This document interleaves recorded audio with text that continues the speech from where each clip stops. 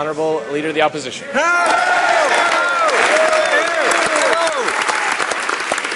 Mr. Speaker, the Prime Minister has failed to answer clear questions about his ill-defined military deployment in Iraq. Yesterday, Conservatives refused once again to answer in this House, but the member for Selkirk-Interlake stated on CPAC that the mission will end on October 4th.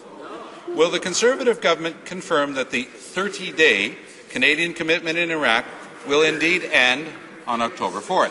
The Honourable Parliamentary Secretary to the Prime Minister. Well, Mr. Speaker, there's a great deal of confusion with respect to the NDP position on Israel.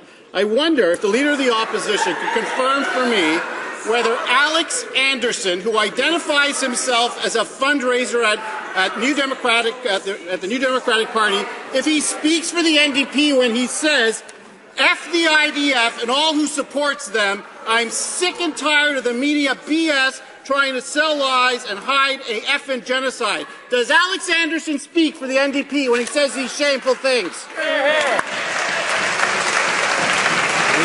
Honourable Leader of the Opposition. Well, I can understand the confusion. We are in the Middle East and we are under the eyes, but we're talking about Iraq.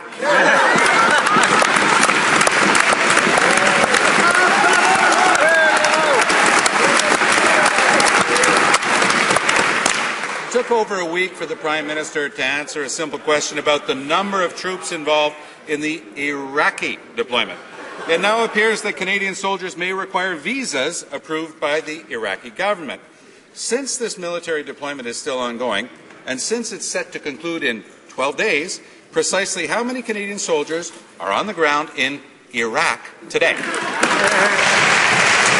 Honourable Parliamentary Secretary to the Prime Minister. Mr. Speaker, what does the Leader of the Opposition not understand? That our friends in Israel are on the front lines combating terrorism, Mr. Speaker. So when people who work for the NDP, like Alex Anderson, who identifies himself as a fundraiser at Canada's NDP, calls that what the Israeli Defense Forces are doing a effing genocide, and calls the media BS for not supporting the fact that they call it a effing genocide, what does he not understand? Israel is on the front lines. Canada will continue to support our friends in Israel. We'll stand up for peace and security around the world. And unlike them, we're not confused by our position. The Honourable Leader of the Opposition. Mr. Speaker, there are rules in the book about question period. You are our arbiter. We ask you to enforce the rules on relevance and on question period.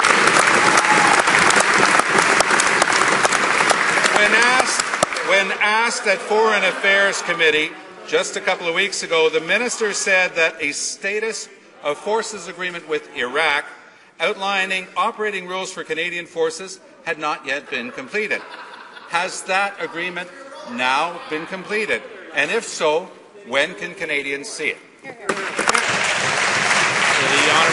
Parliamentary Secretary to the Prime Minister.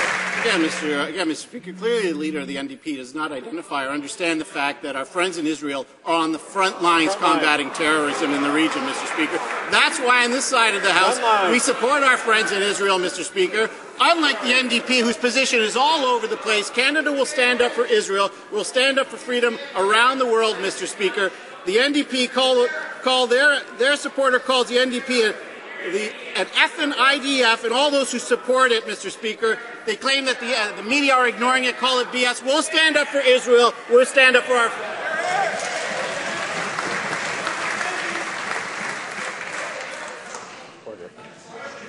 The Honourable Leader of the Opposition. Well, Mr. Speaker, that does not speak very favourably about your neutrality in this House.